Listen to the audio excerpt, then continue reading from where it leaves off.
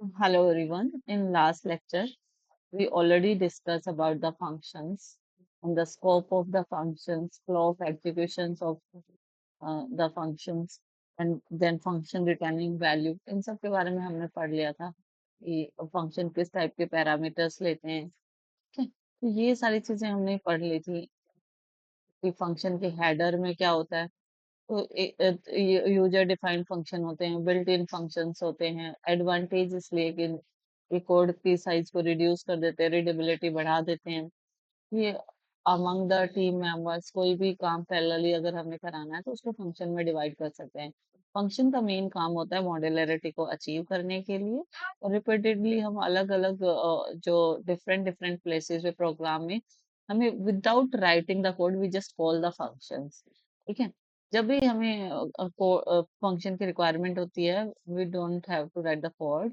Function को हम reuse कर सकते हैं, जो भी कोड होता है फंक्शन के इनसाइड। फंक्शन को स्पेसिफिक टास्क परफॉर्म करते हैं, रीडेबिलिटी इंक्रीज करना, कोड लेंथ रिड्यूस करना। ठीक है, और एक फंक्शन को दूसरे प्रोग्राम या दूसरे फंक्शन के अंदर भी कॉल किया जा सकता है। यूजर तीन टाइप के फंक्शन होते हैं, यूजर डिफाइंड फंक्शंस होते हैं। ठीक है, और एक फंक्शन मॉड्यूल के अंदर होते हैं हमारे। जैसे मैथ मॉड्यूल के अंदर मैथ के सारे फंक्शंस होते हैं।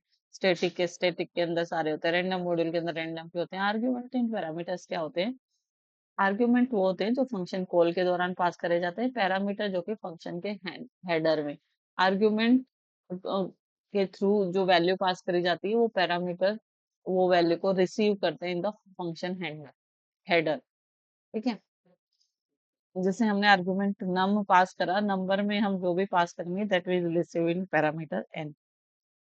ठीक है, ऐसे ही सम स्क्वायर नम, तो ये हमारा आर्गुमेंट है। एंड ये किस जैसे ही हम इसको फंक्शन कॉल में पास करेंगे तो ये हमारे पास ऐसे जो हमारा फंक्शन का हेडर है, डेफ वाली स्टेटमेंट है, उसको इनिशिएट करेगा, उसके उसको रेफर करेगा, ये वैल्यू नम की वैल्यू जो भी नम की वैल्यू फाइव। स्ट्रिंग को एज ए पैरामीटर हम पास करते हैं। हम पैरामीटर की जगह एज ए जिस वैल्यू पास कर रहे थे, नंबर पास कर रहे थे, वैसे स्ट्रिंग को भी पास करा सकते हैं, कोई दिक्कत नहीं है। डिफॉल्ट पैरामीटर वो होते हैं जिनकी जो वैल्यू होती है, पैरामीटर की वैल्यू हम डिफॉल्ट पहले से प्री डिसाइड कर देते हैं, और जब भी उस फंक्शन को कॉल होती है ड्यूरिंग दैट अगर आर्गुमेंट नहीं प्रोवाइड करा जाता है तो वो डिफॉल्ट वैल्यू उसको असाइन हो जाती है। डिफॉल्ट पैरामीटर पास करते टाइम हमें एक ही चीज ध्यान में रखनी है कि ये जितने भी डिफॉल्ट पैरामीटर है ये एट द एंड हो, राइट साइड में होने चाहिए सारे। जैसे उसके बाद कोई भी पोजिशनल पैरामीटर नहीं आ सकता है, सारे पोजिशनल वाले पहले आते हैं, उसके बाद डिफॉल्ट आते हैं। फंक्शन वैल्यू को रिटर्न भी कर सकते हैं और नहीं भी कर सकते। जब जब एक फंक्शन में may not return the value, return करता है तो वो किसको करता है? फंक्शन रिटर्न स्टेटमेंट लिखी जाती है, और value to the function, function को रिटर्न करता है। जब जिस फंक्शन से हम कॉल करते हैं उसको हम वैल्यू रिटर्न करते हैं। फंक्शन जो वैल्यू नहीं रिटर्न करते हैं उनको वॉइड फंक्शन कहते हैं, और जो वैल्यू रिटर्न करते हैं that is non void function. Function value को रिटर्न करने के लिए रिटर्न स्टेटमेंट का यूज करते हैं। रिटर्न क्या करता है? कंट्रोल कहाँ भेज देता है? कॉलिंग फंक्शन को भेज देता है। जो भी वैल्यू होती है उसके पास, रिटर्न के पास, वो कॉलिंग फंक्शन को लौटाता है।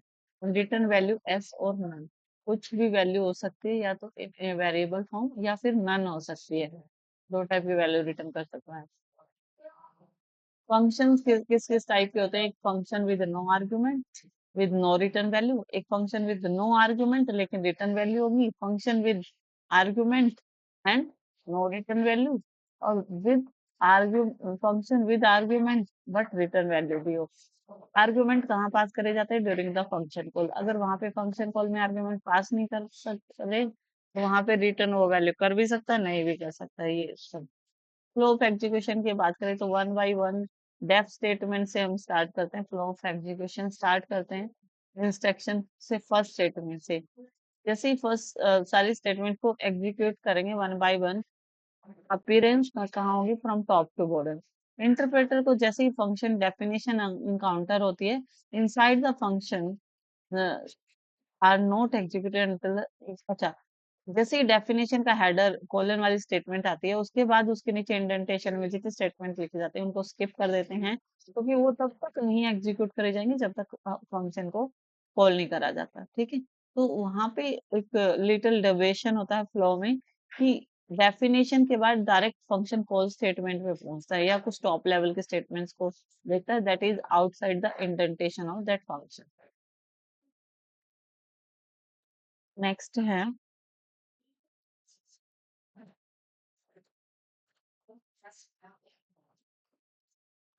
Scope of a variable. तो जो वेरिएबल होता है ना, स्कोप उसका होता है ग्लोबल। वेरिएबल डिफाइंड होता है इनसाइड द फंक्शन और can not be access outside. जो इनसाइड फंक्शन वेरिएबल होता है ना, उसको हम सिर्फ फंक्शन के अंदर यूज कर सकते हैं। लेकिन जो ग्लोबल वेरिएबल होता है ना, उसका स्कोप पूरे फंक्शन के अंदर होता है। ठीक है। Global variable has global scope. Global मतलब पूरे फंक्शन में उसको यूज कर सकते हैं। जबकि लोकल वेरिएबल होता है, उसको सिर्फ लोकली यूज कर सकते हैं इनसाइड द फंक्शन। ये ध्यान रखें। वेरिएबल स्कोप ग्लोबल और लोकल होता है। ग्लोबल वेरिएबल बोलता है variable that has defined outside the function block. Function के ब्लॉक से आउटसाइड जो डिफाइन किया गया दैट इज ग्लोबल। एक्सेस करे जा सकते हैं फंक्शन डिफाइंड ऑनवर्ड। जितने भी फंक्शन उसके ऑनवर्ड्स डिफाइन करे गए हैं, वो इनको एक्सेस करते हैं। इसकी जो वैल्यू होती है वो प्रोग्राम में हर जगह इम्पैक्टेड आती है। लोकल वेरिएबल का क्या होता है कि इनसाइड द फंक्शन जो ब्लॉक ऑफ कोड होता है ना, सिर्फ वही यूज कर सकता है इसका। जहाँ पे ये डिफाइंड है ना, वहां पे ही लोकल वेरिएबल यूज है। It exist only till the function execute. ये तब तक एग्जिस्ट करता है जब तक फंक्शन एग्जीक्यूट करता होता है। कोई भी मॉडिफिकेशन अगर हमने ग्लोबल वेरिएबल में करनी है तो हम ग्लोबल कीवर्ड का यूज करेंगे। Inside the modified value variable outside the function use करी जाएगी, क्योंकि उसके लिए पहले हमने लोकल के अंदर ग्लोबल की तरह ग्लोबल वेरिएबल का यूज करके उस वेरिएबल को क्या बनाना पड़ेगा, वो ग्लोबल करना पड़ेगा। मतलब उसकी वैल्यू चेंज करनी है ना। वैसे तो ग्लोबल वेरिएबल परमानेंटली अफेक्ट करता है सारे फंक्शन को, but same name global variable का डिफाइन करा जाए इनसाइड द फंक्शन ग्लोबल का यूज करके, तो उसकी वैल्यू को चेंज करी जा सकती है और वो मॉडिफाइड वैल्यू बाद में आउटसाइड द फंक्शन भी रिफ्लेक्ट करेगी। पाइथन स्टैंडर्ड लाइब्रेरी है पाइथन के अपने पास। और इसमें बहुत सारे इनबिल्ट फंक्शंस हैं जो कि प्रोग्रामर का टाइम सेव करते हैं। कॉमनली हम उन फंक्शंस को यूज करते रहते हैं। पाइथन की स्टैंडर्ड लाइब्रेरी दो टाइप की है। कौन कौन सी स्टैंडर्ड लाइब्रेरी? यूजर डिफाइंड है स्टैंडर्ड लाइब्रेरी। स्टैंडर्ड में आते हैं हमारे built in and module. And user defined में यूजर अपने अकॉर्डिंग कस्टमाइज करता है ना, वो सारे फंक्शंस आते हैं। बिल्ट इन फंक्शन की बात करें, जैसे इनपुट फंक्शन है, इनपुट देने के लिए यूज करते हैं। प्रिंट फंक्शन है, आउटपुट के लिए यूज करते हैं। They already pre defined in the Python library. And ऐसे ही बहुत सारे फंक्शन हैं like mean max sum, they all are predefined in Python library. इनके लिए कोड नहीं लिखना पड़ता, we just write the function and execute that. does the python function return a value? Yes, there is a assignment operator preceding the function name, which means function return a value which is stored in the variable name। ठीक है। एक variable लगा देते हैं और उसमें वो store करवा देते हैं जहाँ पे हमें जब फंक्शन को वैल्यू रिटर्न करानी हो तो। हाँ, जो इनपुट फंक्शन होता है वो एक वैल्यू को एक्सेप्ट करता है और एक वैल्यू को रिटर्न करता है। पहले इनपुट में वैल्यू डालते हैं और फिर वो रिटर्न करता है। ये कैटेगराइज है। इनपुट आउटपुट जो है हमारे हैं वो कौन से फंक्शन है? बिल्ट इन फंक्शन है।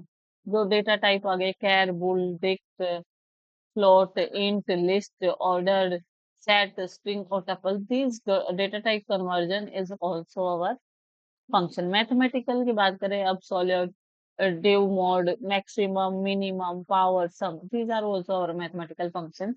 Some other function are like import, length, range, type, they all are our built-in function। ये कैसे function है? हमारे built-in functions हैं जो अभी अभी हमने पढ़ा।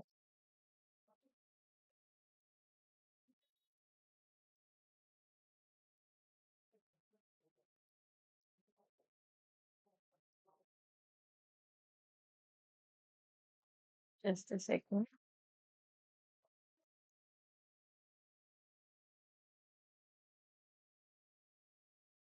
ये सारे हमारे built-in functions हैं। input, print, data type जो भी conversion होता है, mathematical और other function। इसके बाद नेक्स्ट हम बात करते हैं कुछ मैथ्स के फंक्शन बात करें, एक एब्सोल्यूट फंक्शन है। एब्सोल्यूट के अंदर हम जो भी देते हैं ना, माइनस में देते हैं तो उसको प्लस करके देता है, और नॉर्मल अगर फ्लोटिंग में देंगे तो फ्लोटिंग रहेगा, एब्सोल्यूट वैल्यू देता है। अगर ये जो एब्सोल्यूट वैल्यू है वो इंटीजर भी हो सकती है, नंबर भी हो सकती है। ठीक है, इसके अंदर जो आर्गुमेंट पास कराए जाते हैं that is integer and floating point, कोई दिक्कत नहीं है। गिव मोड फंक्शन क्या बोलता है, इसमें एक्स और वाई इंटीजर जो पास कराए जाते हैं दोनों ही इसके रिक्वायर्ड आर्गुमेंट्स हैं। X can be A tuple, x मान लीजिए हमारा ये बोल रहा है कि डिव मोड में जैसे मैंने 7, 2 दिया, ये डिवाइड करेगा, मोड निकालेगा, 2 से तीजा पे गया तो एक जो पहले वाला है ये क्वोशंट बनेगा, एंड दूसरे वाला हमें रिमाइंडर रिटर्न करेगा। डिव मोड में पहले वाला क्वोशंट एंड दूसरे वाला हमारा जो है वो रिमाइंडर रिटर्न करेगा। जैसे डिव मोड में हमने जो दिया है that is in the form of floating point, ये भी दे दिया, कोई दिक्कत नहीं। 7.5 डिवाइड बाई 2 करा तो 2 3 जा 6, तो 3 जा पे गया तो 3.0, इन द फ्लोट में ही आंसर देगा, फ्लोट में दिया तो फ्लोट में ही देगा, अदरवाइज नॉर्मल देगा। मैक्सिमम सीक्वेंस की बात करें तो मैक्सिमम में मतलब जो भी सीक्वेंस हमने दी है ना, वो भी इंटीजर हो सकती है, फ्लोटिंग पॉइंट नंबर हो सकती है, कुछ भी हो सकता है, तो उसमें से लार्जेस्ट जो सीक्वेंस है according to the sky base वो हमें रिटर्न करी जाती है। ठीक है, मिनिमम में जो भी हमें सीक्वेंस पास कराई है तो उसमें इंटीजर, फ्लोटिंग पॉइंट नंबर कुछ भी पास करा सकते हैं, और वो हमें रिटर्न करके देगा। अपर केस लेटर हमारे जो है ना छोटे होते हैं, तो उसी की एसकाई वैल्यू हमें मिलती है, अगर लेटर्स की बात करें तो। और वैसे नंबर्स में हमें पता ही है जो मिनिमम होगा वो मिनिमम रिटर्न करेगा, जिसकी वैल्यू कम होगी। पावर जो फंक्शन होता है उसमें ऐसे लिखा जाता है X Y and Z, comma Z, comma Z बोलता है कि स्क्वेयर ब्रैकेट की बात कर रहा है तो ये ऑप्शनल है। तो एक्स वाई हम वो इंटीजर भी हो सकते हैं, फ्लोटिंग नंबर भी हो सकते हैं, तो जैसे 5.3 कॉमा 2.2, मतलब 5.3 की पावर 2.2, तो जैसे जिस टाइप से हमने दिया ना उसी टाइप से पावर होके हमें 39.2 मिलता है। ठीक है, तो इस टाइप से भी हम वैल्यू दे सकते हैं। जैसे 5 रेज टू पावर 2, ये देखना कि पावर फंक्शन हमेशा फ्लोट में आंसर देता है। 5 25 होता है ना, पावर करी तो 5 की पावर 2 करी तो 25.0 फ्लोट में देगा। सम जो होता है ना, सम में एक वेरिएबल लिया जो कि न्यूमेरिक सीक्वेंस हमने ले ली एक्स के नाम से, और कॉमन नम, नम कोई भी ऑप्शनल आर्ग्यूमेंट ले सकते हैं, तो ये सम करेगा सभी सीक्वेंस के एलिमेंट के sum, left to right. If given parameter num अगर दिया है तो वो भी नंबर भी ऐड करा जा सकता है सम में, जैसे 2 3 2 4 7, इस टाइप से हमने एक लिस्ट पास कराई तो उसका सम हो क्या आ गया इस टाइप से।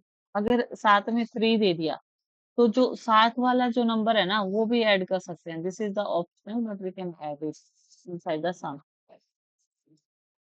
नेक्स्ट है हमारा लेंथ, लेंथ फंक्शन क्या लेता है, ये भी एक सीक्वेंस लेता है और काउंट करता है कितने नंबर ऑफ एलिमेंट, और आंसर देता है हमेशा इंटीजर के फॉर्मेट में। ठीक है, मॉड्यूल की बात करें तो पाइथन की लाइब्रेरी में मॉड्यूल्स बिल्ट इन फंक्शंस होते हैं। एक मॉड्यूल के अंदर बहुत सारे फंक्शन होते हैं। ठीक है, while a function is a grouping of instructions and एक मॉडल है ग्रुपिंग ऑफ फंक्शन। फंक्शन में बहुत सारी इंस्ट्रक्शन होते हैं, ग्रुपिंग ऑफ इंस्ट्रक्शन, और मॉड्यूल में बहुत सारे फंक्शन होते हैं, ग्रुप ऑफ फंक्शंस, ये बात याद रखेंगे। प्रोग्राम को डिवाइड करना डिफरेंट लेवल में, प्रोग्राम को अलग अलग लेवल में अलग अलग फंक्शन में डिवाइड करना ही मॉड्यूल कहलाता है। So we create function in a program and we want to reuse them into the another program. एक फंक्शन में हम फंक्शन क्रिएट करते हैं एक प्रोग्राम में, और उन फंक्शन को दूसरे अनदर प्रोग्राम में यूज करना चाहते हैं, इस केस में हम है ना उनको सेव कर लेते हैं मॉड्यूल की फॉर्म में, ताकि हम उनको रीयूज कर सकते हैं। ठीक है, एक पाइथन का मॉड्यूल क्रिएट करा जाता है डॉट पी वाई फाइल के नाम से, कलेक्शन ऑफ फंक्शन डेफिनेशन लेके आती है। मतलब कहने का मतलब ये है कि मॉड्यूल के अंदर बहुत सारे फंक्शन हैं जो डॉट पी वाई के नाम से हम सेव करते हैं, तो उनको इंपोर्ट करना पड़ता है। कोई भी मॉड्यूल को यूज कर रहे हैं तो उससे पहले हमें इंपोर्ट करना पड़ता है, after that we can use in our programme.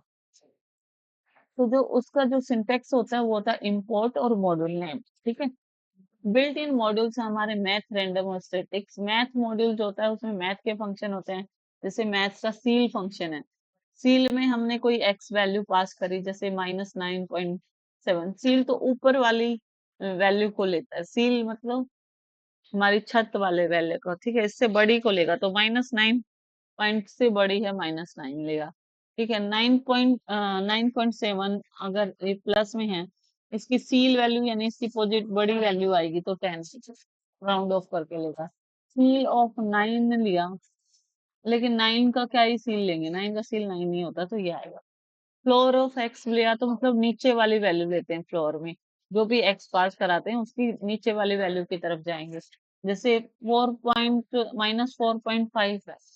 ठीक है, तो मैथ डॉट फ्लोर 4.5 हो, इसके नीचे वाली वैल्यू होगी 4, लेकिन 4.5 के नीचे वाली वैल्यू क्या होगी, -5 लेंगे। ऐसे ही मैथ डॉट फ्लोर 4 है तो 4 ही लेंगे, 6.7 का 6.7 ही रहेगा। ठीक है, 6.7 का, सॉरी ये फैब आ गया, फ्लोर नहीं है, फैब आ गया। फैब में क्या होता है, अब सोल्यूट लेते हैं तो, लेकिन फ्लोटिंग पॉइंट में ही रहता है ये। 6.7 है तो 6.7, प्लस है तो माइनस हो जाता है एफ सोल्यूट में, बस ये रहता है। जैसे -4 था तो ये अंदर 4.0, ये फ्लोट में आंसर देता है। फैब FABS वाला फैब्स जो फंक्शन है फ्लोटिंग पॉइंट में आंसर देता है। फैक्टोरियल होता है कि अगर कुछ भी पॉजिटिव दिया तो उसका फैक्टोरियल कैलकुलेट करके हमारा आंसर देता है, और आंसर नॉर्मल इंटीजर फॉर्मेट में होता है। ठीक है, इसके बाद आता है मोड की। जब भी बात करी जाए तो मोड का आंसर होता है हमारा फ्लॉट में। जैसे 4,4.9 के साथ इसका मोड लिया तो हमारे पास 4 ही आया। मोड हमेशा रिमाइंडर देता है, एफ मोड करके लिखा जाता है, और रिमाइंडर को हमेशा हम फ्लोट में शो करते हैं, आंसर देते हैं। जीसीडी क्या लेता है, ग्रेटेस्ट कॉमन डिवीजर लेता है, लेकिन ये जीसीडी इंटीजर फॉर्मेट में आंसर देता है। 10 और 2 के बीच में जो कॉमन डिवीजर है, 2 5 जा 10, and so 5 is the common greatest common divisor in this। ठीक है, एंड 3 एंड 2 के बीच में 3 पावर 2 करा तो पावर जो फंक्शन होता है वो प्लॉट में देता है, तो 9 आ गया, तो 9.0 लिया। पावर फंक्शन इस टाइप से दिखाया गया है, 6.5 की पावर 2, तो 2 बार इसकी पावर करेंगे तो 2 बार इस टाइप से आएगा, 2 पॉइंट लगा के, और ये हमें पॉइंट्स में आंसर देता है। पावर फंक्शन फ्लोटिंग में आंसर देता है। इसके बाद आता है स्क्वायर। स्केल फंक्शन भी हमें क्या देता है, फ्लोट में वैल्यू रिटर्न करता है, 0.8 एंड 12। जैसे हमने स्क्वायर रूट करा, सॉरी स्क्वायर रूट फंक्शन है इसका, 44 का स्क्वायर रूट आता है 12, लेकिन फ्लोट में 12.0 लिख के आंसर देगा। तो 64 का हमने स्क्वायर रूट करा तो 8 आएगा, तो ये हमारा 8.0 आएगा, इसका आंसर 8.0 लिख के आंसर देगा। मैथ दो sin x मतलब साइन थीटा कोस थीटा की वैल्यू रिप्रेजेंट करता है। साइन 0 की वैल्यू 0 होती है इसलिए 0 देगा, लेकिन 6 लिया तो उसकी वैल्यू जो भी होगी, this value it will return minus जो भी है 0.279। इसके बाद हम बात करते हैं नेक्स्ट, मॉड्यूल नेम। रैंडम की बात करें तो रैंडम नंबर जनरेट करने के लिए यूज किया जाता है। इसके लिए हम रैंडम मॉड्यूल को इंपोर्ट करते हैं using the statement import random. जैसे इसके 3 ही फंक्शन, 4 ही फंक्शन होते हैं। एक तो रैंडम डॉट रैंडम, ये हमें कोई आर्गुमेंट नहीं लेता, वॉइड होता है, और ये real number, real random number हमें जनरेट करके देता है, जो रेंज में होगा 0.1 से 1.0 के बीच का नंबर ये हमें देगा। ठीक है, कोई भी रैंडम इंटीजर जनरेट करके देगा, फ्लोटिंग पॉइंट के रूप में देता है ये। कोई रियल फ्लोट के रूप में वैल्यू देता है random dot random. Random dot randint क्या करता है, ये एक्स वाई इंटीजर लेता है, एक्स लेस देन वाई। अगर एक्स लेस देन वाई है तो random integer between x and y लेगा, मतलब ये ध्यान रखना। अगर 3,7 है तो ये कोई भी रैंडम 3 और 7 के बीच में। ठीक है, तो ये 4 जनरेट करके दे दिया। -3,5 तो 1 जनरेट करके दे दिया। -5 और 3 दे दे तो -5,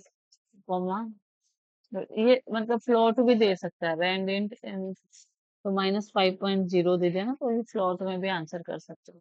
रैंडम डॉट रैंड रेंज क्या करता है, ये इंटीजर, ये एक्स पॉजिटिव इंटीजर लेता है, वाई पॉजिटिव इंटीजर लेता है, तो कोई भी रैंडम वैल्यू देता है उस रेंज की।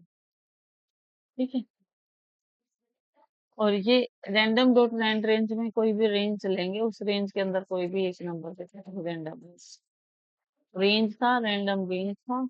और random dot random dot random range जब एक पॉजिटिव इंटीजर के साथ करें, या फिर एक स्टार्ट और स्टॉप वैल्यू के साथ करें, या रैंडम रैंड इंटू में एक्स वाई लेते हैं, रैंडम डॉट रैंडम जीरो से वन के बीच में आंसर रहता है।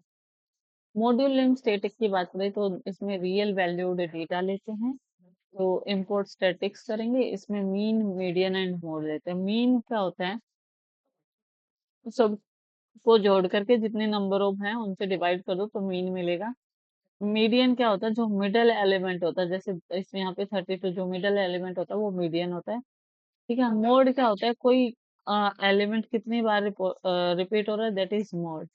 जैसे 11 बार बार रिपीट हो रहा है तो यहाँ इसका मोड होगा 11।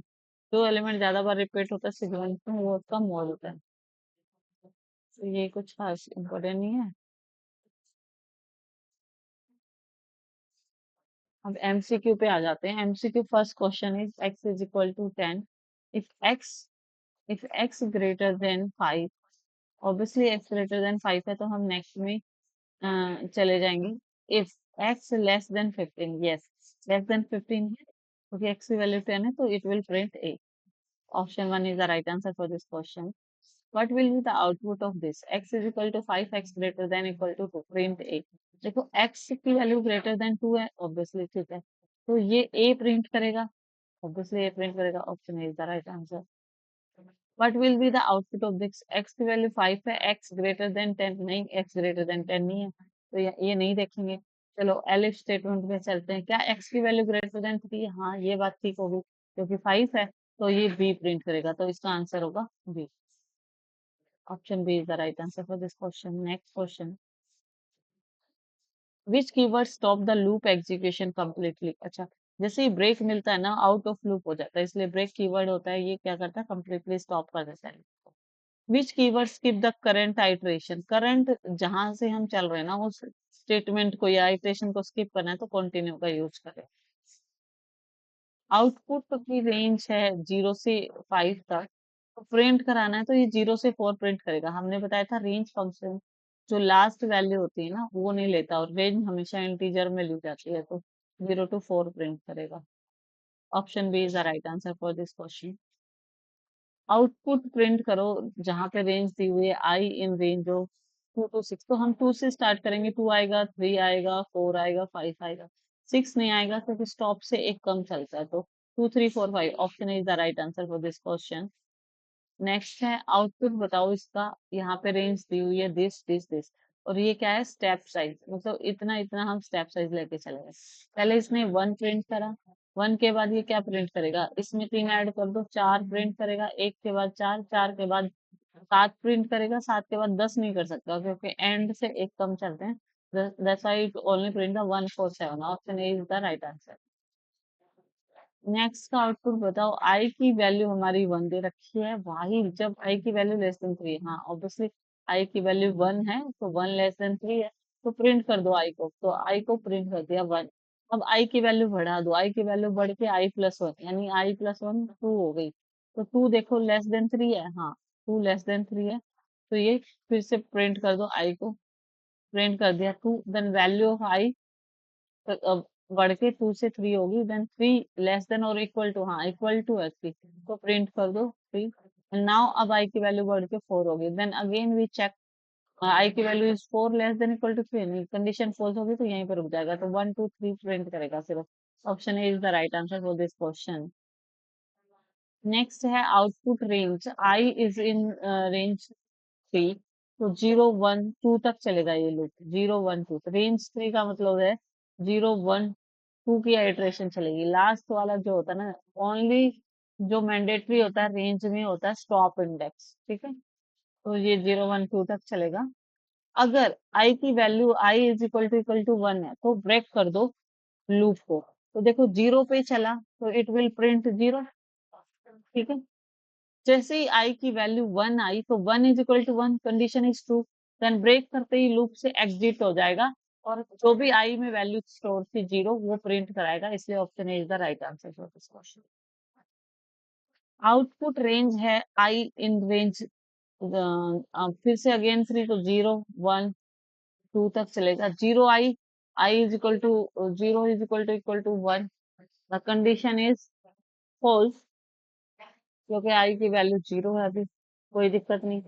फिर आई की वैल्यू 1 आई, ठीक है, 1 इज इक्वल टू 1, तो इस 1 को ये स्किप कर देगा, 0 रखेगा अपने पास, 1 को स्किप करा, देन कंटिन्यू करा, फिर चेक करा 2 2 इज इक्वल टू 9, देन ये कंटिन्यू 2 को प्रिंट करेगा, ठीक है, then it will be the answer, 0 2 को प्रिंट करेगा। कंटिन्यू में जहां पे कंडीशन ट्रू हो रही है 1 इज इक्वल टू 1 हो रहा है, सिर्फ उसको स्किप करेगा, नेक्स्ट स्टेटमेंट को एग्जीक्यूट करेगा।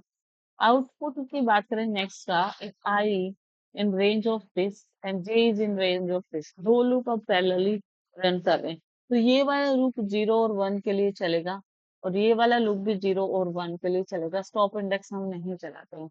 देन प्रिंट करेंगे आई एन जे, जब 0 के लिए ये चला, 0 के लिए ये चला और जैसे ही हमने एंटर करा, हम ये वाले लूप में आए, जब आई की वैल्यू 0 है, जब आई की वैल्यू 0 है, then J in the range of 2, then print I, print print 0 करें, तो ये बोल रहा है कि इसमें क्या आउटपुट आए, ये देखना है, ठीक है। तो 0 पे हमारा आउटपुट एक बार 0 आया और फिर दोबारा चला, जे इन रेंज ऑफ, जब 0 था तो इस जे की रेंज 1 थी, ठीक है, आई की रेंज 0, एक बार आई की रेंज 0 पे जे का 0 प्रिंट हुआ, आई की रेंज 0 पे अगेन जे का 1 प्रिंट हुआ, तो दो वैल्यू तो ये प्रिंट हो गई। फिर जैसे ही आई की रेंजेस खत्म हो गई, वी गो इन दिस, जैसे जे तो 1 तक ही चलेगा, खत्म हो गया, फिर से आई की वैल्यू 1 के लिए जे का 0 चलेगा, आई की वैल्यू 1 के लिए अगेन जे का 1 चलेगा, तो चार वैल्यू प्रिंट होंगे आउटपुट में। Option is the right answer for this question. Nested loop किस लिए यूज होते हैं, ताकि हम मल्टीपल आइटरेशन कर सकें। जो लूप की एंट्री है ना, वो कैसे कंट्रोल करी जा सकती है, फोर और वाइल दोनों लूप कंट्रोल कर सकते हैं, एंट्री कंट्रोल्ड लूप भी बोलते हैं फोर एंड वाइल को। नेक्स्ट क्वेश्चन बोला कि output I in range of 5, यानी 0 1 2 3 4 तक चलेगा।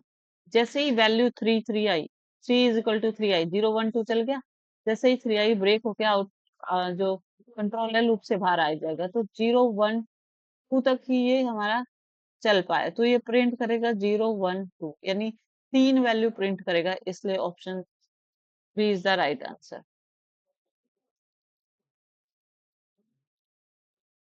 विच statement define a function, function को डिफाइन करने के लिए डेफ कीवर्ड का यूज करते हैं। आउटपुट क्या होगा, डेफ एफ ले रखा है खाली फंक्शन हमने, हेलो हमने जैसे ही फंक्शन में पास करा, तो फंक्शन प्रिंट को हेलो रिटर्न करके दे देगा, तो इसकी वैल्यू हेलो आ जाएगी। आउटपुट डेफ एड ए भी लिया, रिटर्न कर रहा है ए प्लस बी, ए में 3 पास कर दिया और बी में 4 पास कर दिया, तो 4 plus 3 7, option A is the right answer for this question. जो फंक्शन की डेफिनेशन में जो हम आर्गुमेंट पास कर रहे हैं वो पास होंगे, फिर फंक्शन वाला ब्लॉक एग्जीक्यूट होगा, देन ये रिटर्न प्रिंट, यहाँ पे जहाँ फंक्शन कॉल करा गया है यहाँ पे रिटर्न करता वैल्यू को, that's why it's answer is 7। Output की बात करें, F A is equal to 5, then print A, then function को हमने कॉल करा, कोई भी आर्गुमेंट हमने पास नहीं करा, तो इसके अंदर जो ऑलरेडी डिफॉल्ट आर्गुमेंट है ए इज इक्वल टू 5, वो पास हो जाएगा और प्रिंट कर देंगे फंक्शन के अंदर जाके ए इज इक्वल टू 5, तो answer A is right answer for this question. Output बताओ नेक्स्ट का, def a is equal to 5 print a, जब जब फंक्शन में 10 पास कर दिया ना, तो ये वाला लेंगे जो ऑलरेडी जो डिफॉल्ट था उसको नहीं लेंगे, इसलिए ए की वैल्यू 10 प्रिंट होगी यहाँ पे, ना कि 5। Which parameter type depend on order, order के लिए हमेशा हमें ध्यान रखना है कि पोजिशनल सबसे पहले डिपेंड करता है ऑर्डर में, ऑर्डर में सबसे पहले पोजिशनल आना चाहिए। आउटपुट पूछा है नेक्स्ट का, यहाँ पे 3 पास करा, यहाँ पे 4, ठीक है, 3 इंटू 4 कराया तो ये रिटर्न करेगा 21, सॉरी 3 into 4 तो 12 होता है ना, 3 into 4, 3 4 या 12 होता है, तो option B is the right answer. Function defined by the programmer, उसको यूजर डिफाइंड फंक्शन बोलते हैं। मॉड्यूल एक मैथमेटिकल फंक्शंस है, तो मैथ जो मॉड्यूल है वो मैथ से डिफाइन करते हैं। कैलकुलेट स्क्वायर रूट करना है तो एसक्यूआरटी फंक्शन का हम यूज करते हैं। आउटपुट इंपोर्ट डॉट मैथ की सील वैल्यू ले लिए, सील मतलब ऊपर वाली वैल्यू, तो ये वैल्यू लेगा हमारी 5, 4.2 के ऊपर value value 5। Output of math module floor ले लिया हमने, 4.9 का फ्लोर, नीचे वाला 4 लेगा, ये 4 आंसर आएगा। ये जो मैथ जो सील है और फ्लोर है, ये हमेशा हमें आंसर इंटीजर फॉर्म में देगा। इम्पोर्ट मैथ डॉट पावर का जो फंक्शन है वो हमें फ्लोट में देता है, फ्लोट में आंसर देगा, 2 raised to power 3 यानी 8, तो 8.0 आएगा इसका आंसर। ठीक है, तो option B is the right answer for this. Import math is equal to math dot F A, इसके एब्सोल्यूट वैल्यू ले रही है, माइनस सेट के प्लस में कन्वर्ट हो जाएगा, option B is the right answer for this question. Which module generate the random number, तो random module random number generate करता है। Output of import random, import random क्या करता है, रैंडम इंटीजर देता है बिटवीन 1 and 5 में। ठीक है, तो 1 से 5 में कोई भी रैंडम इंटीजर जनरेट करके देगा। Output random, random dot range, इस रेंज में देगा, रेंज लिए स्टार्ट एंड स्टॉप वैल्यू, इस रेंज में लेगा, तो रेंज में हमेशा लास्ट वाला एक कम प्रिंट करता है, तो 1 to 9 की रेंज में कोई रैंडम नंबर देगा। Which module calculate mean, mean calculate कराना है तो स्टैटिक में जाएगा, मीन मीडियन मोड वाले सारे स्टैटिक्स में आते हैं, तो option A is right answer for this question. Output statics में मीन कैलकुलेट कराना है तो इनको जोड़ेंगे और 3 से डिवाइड करेंगे, तो 6 और 4 10, तो 12, 12 डिवाइड बाई 3 करा, तो इसका जो क्या आएगा, मीन 4 आ जाएगा। इंटीजर फॉर्मेट में लिखते हैं मीन को। इम्पोर्ट स्टैटिक क्या, मीडियन निकालना है, मीडियन होता है बीच वाला, बीच वाला मीडियन यहाँ पे 3 आ गया, यहाँ पे आंसर मीडियन इज बीच वाला था। स्टैटिक्स में मोड निकालना है, जो ज्यादा बार रिपीट हो रहा है वो मोड होता है, 2 बार बार आ रहा है, जिसकी फ्रीक्वेंसी बार बार आ रही है वही मोड है, तो option B is the right answer, 2 इज द मोड है। Which function returns multiple value, जो बहुत सारी function, which function returns multiple values, तो रिटर्न्स जो होता है वो मल्टीपल वैल्यू रिटर्न करता है। आउटपुट देखा जाए डेफ फंक्शन में 1 2 अगर वो रिटर्न कर रहे हैं, तो ये फंक्शन को देगा और फंक्शन में 1 2 प्रिंट हो जाएगा in a form of the variable define the inside the function, उसका लोकल स्कोप होता है, outside the function global scope होता है, option B is the right answer for this.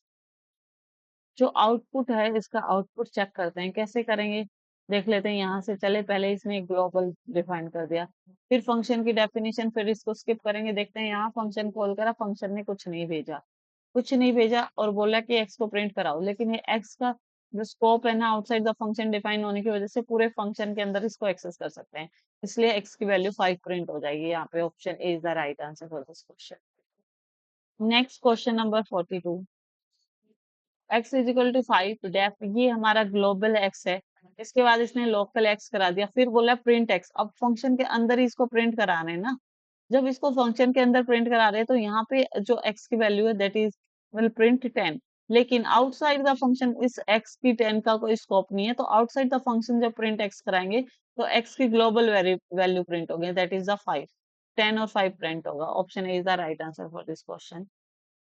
Keyword use to modify the global variable, global keyword जब हम फंक्शन के अंदर यूज करते हैं, inside the function we use global keyword, that time we can modify or change the value of global variable, तो option is the right answer for this question.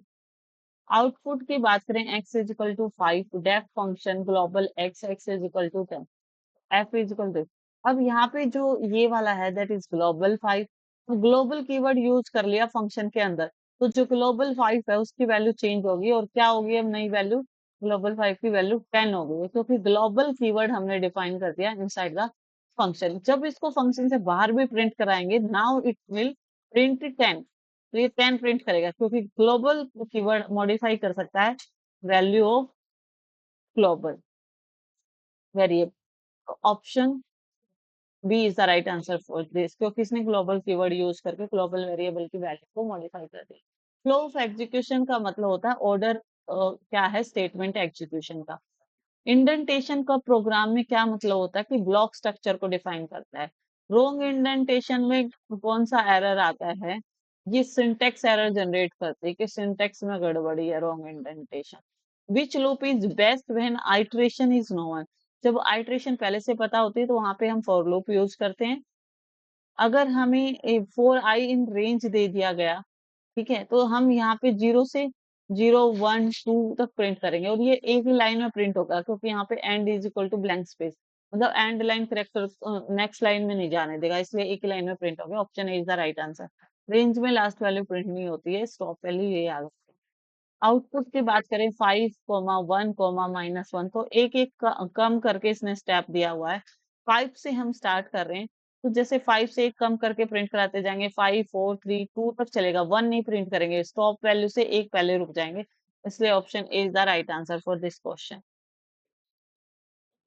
Output इसका बताना, i is equal to 0 while i less than 3 print i, जब तक आई की value 3 है ना, less से print, less than 3 है, प्रिंट करते जाओ। तो पहले 0 प्रिंट करा, फिर 1, देन 2।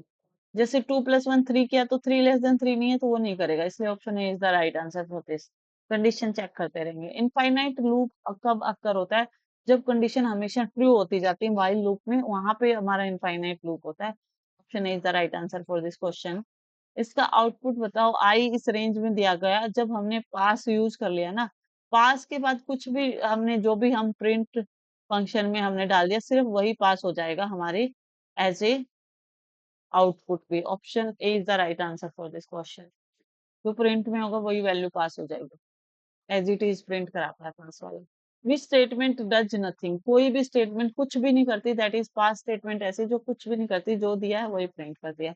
आउटपुट बोला, जैसे प्रिंट एफ ऑफ 4 है, इसमें 4 पास करा, 4 × 4 दैट इज अवर 4 4 16, तो 16 रिटर्न हो जाएगा फंक्शन में। तो option A is the right answer for this question. Output बताओ इसका, F is equal to X Y is equal to 2, return X plus Y. X और वाई दोनों की वैल्यू यहाँ पे 2 है, लेकिन यहाँ पे हमने वैल्यू पास कर दी है 3। सॉरी, एक्स की वैल्यू कुछ भी नहीं है और वाई की वैल्यू एज ए डिफॉल्ट 2 देती, ठीक है। तो अब एक्स की वैल्यू हमने पास करी यहाँ से सिर्फ, तो एक्स में 3 हो गया, वाई में 2, तो 3 + 2 5, 5 रिटर्न करेगा ये फंक्शन में। तो option A is the right answer for this question. Next question है, आउटपुट निकालो, F X Y is equal to 2, X plus Y करना है। जब हमने यहाँ पे 3 और 4 पास कर दिया, तो ये डिफॉल्ट वाली वैल्यू 2 नहीं लेगा, अब वाई की वैल्यू ये यहाँ पे 4 लेगा।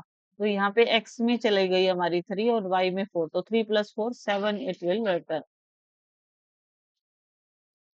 विच module is pi constant, pi math module में आता है ना पाई कांस्टेंट। मैथ डॉट पाई अप्रोक्सीमेटली 2.14 होता है, हम आज तक पढ़ते ही आ रहे हैं अपने मैथ्स में। इम्पोर्ट मैथ करा, मैथ डॉट स्क्वायर रूट निकालना है, तो ये 4 आएगा, लेकिन 4.0 करके दिखाते हैं इसको, फ्लोट वैल्यू में दिखाते हैं। Option A is the right answer for this question. Which statement import all function, जो सभी फंक्शन को import, import module import star जो होती है ना, वो from import module import star, from import module import star एक ऐसी है जो सभी फंक्शन को इम्पोर्ट कर लेते हैं एक साथ। From import module, from module import star, from module import star. Example क्या है बिल्ट इन फंक्शंस के, वो क्या है, हमारा प्रिंटफ है, ये तो मैथ का है, ये मीन मॉड्यूल स्टैटिक्स का है, ये रैंडम मॉड्यूल का है। तो प्रिंट हमारा क्या है, बिल्ट इन है। Which function return the random float, तो रैंडम डॉट रैंडम होता है ना, वो हमारा रैंडम जो होता है वो सिर्फ हमारा फ्लोट रिटर्न करता है। Random do import random, random dot random, ये फ्लोट देगा आंसर में, और 0 से 1 के बीच में देगा। तो option A is the right answer for this question. Import dot statics में इसका मीन निकालना है, तो इनको जोड़ेंगे, 4 और 3 7, तो 9 और 1 10, 10 डिवाइड बाई 5, तो इसका मीन कितना आ जाएगा, 10 डिवाइड बाई 5, 4 3 7, 2 9 और 1 10, 10 डिवाइड बाई मीन ऑफ 5 करा तो 2.5, 2 आएगा इसका स्टेटिक्स का मीन। गलत आंसर दिया हुआ यहाँ पे। स्टेटिक्स इसका जो मीन निकाला, तो हमने ये फिर से मीडियन निकालेंगे तो मीडियन हमारा क्या होगा, जब चार वैल्यू तो मीडियन बीच वाली दो को जोड़ेंगे, 3 + 2 5 जोड़ा, डिवाइड बाई हमने 2 करा तो ये 2.5, मीडियन 2.5 आएगा। ठीक है।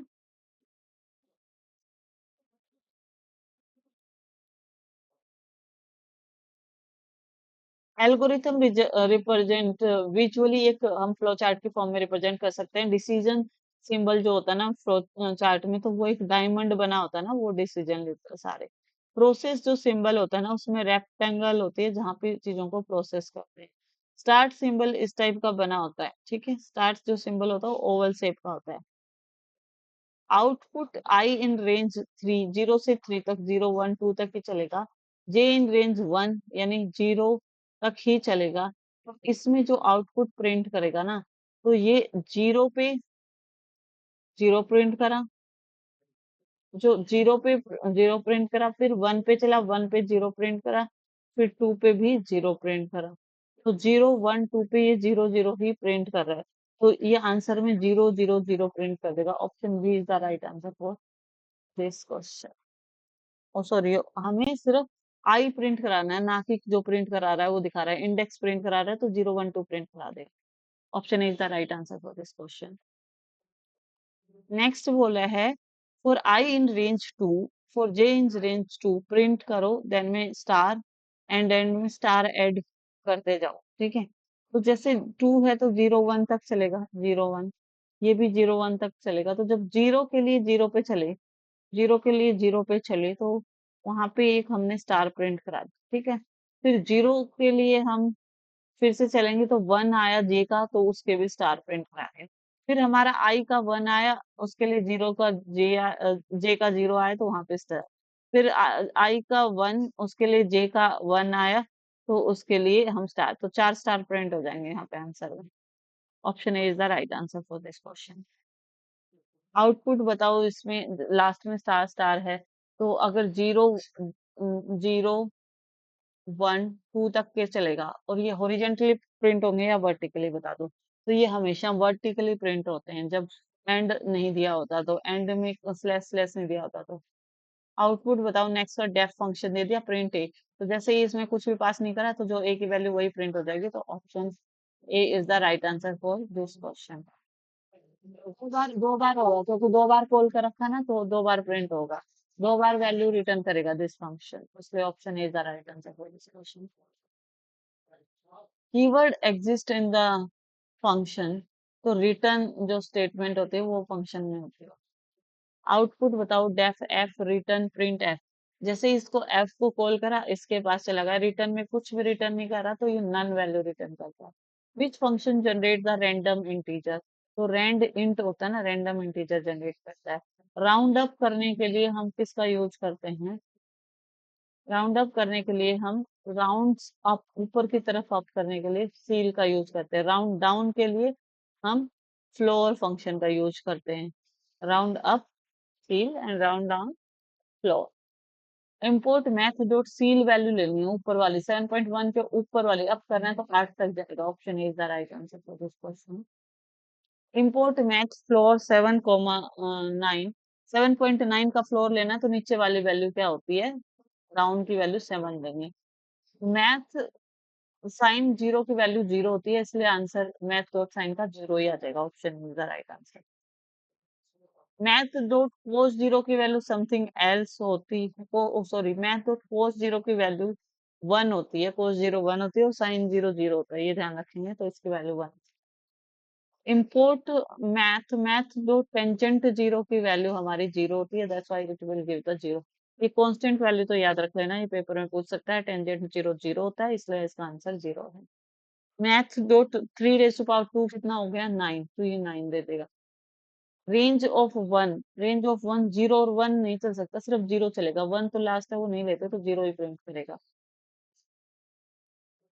नेक्स्ट है, इसकी रेंज बताओ, प्रिंट आई, 0 से क्या ही ये प्रिंट करेगा, कोई आउटपुट आएगा नहीं, क्योंकि लास्ट इंडेक्स को कंसीडर ही नहीं करते हैं।